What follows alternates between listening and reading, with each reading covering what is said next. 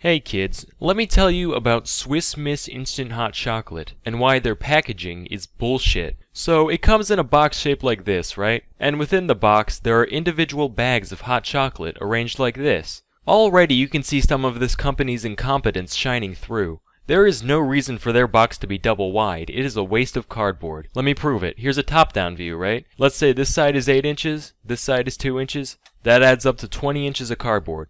If you doubled it up like this, just had the package a single file, that's only 16 inches. It's a waste. And if that weren't bad enough, for some reason they decide to attach the bags with these tiny paper bridges. So when you go to make your packet of hot chocolate, you have to detach the two bags. That doesn't sound so bad, except for the fact that it's impossible to break them cleanly. Every goddamn time, they tear holes into the sides of the bags. And it's never just one bag either. That would be too simple. It puts holes in both. So either way, you're gonna have to put one back and just live with it leaking powder in the box. It's gotten to the point where I have to employ surgical precision just to avoid getting chocolate dust all over my frickin' house. It would be so simple to avoid too. Even if you really had to have these pointless attachment things, you could at least put little perforations down the center so they break down the middle. School notebooks have been doing it since the 50s, so why in 2016 has Swiss Miss not discovered the arcane technology of dotted lines?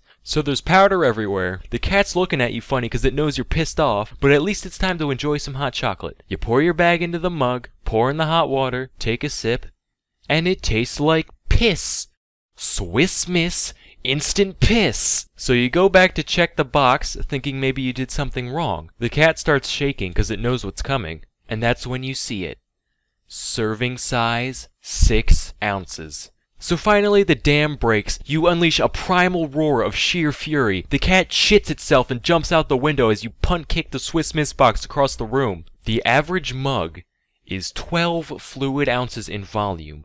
Who in God's name only drinks 6 ounces of liquid? So finally, you reach into the box and pull out the desecrated corpse of that other bag from earlier, and you pour it in. Only then can you enjoy your subpar hot beverage properly. This whole system, right? This charade that Swiss Miss puts you through. It's kind of like telling a guy to just jizz with one ball instead of both of them. They're in the same container, and separating them would be difficult. And even if I were to figure out how to do that, 2 does the job better than 1 anyway, so it's pointless. Nowadays, I just fold the packet in half and rip along the seams of both. And maybe that was their intention, but if so, why would you give me the illusion of separability in the first place? It's like Siamese twins. They're joined for no reason and hard as fuck to separate, so I guess I'm just gonna have to live with both. I don't know which is worse, the fact this minor inconvenience was my biggest dilemma all day, or that this inconvenience even exists in the first place. But anyway, I'm Salmonella, and thank you for watching.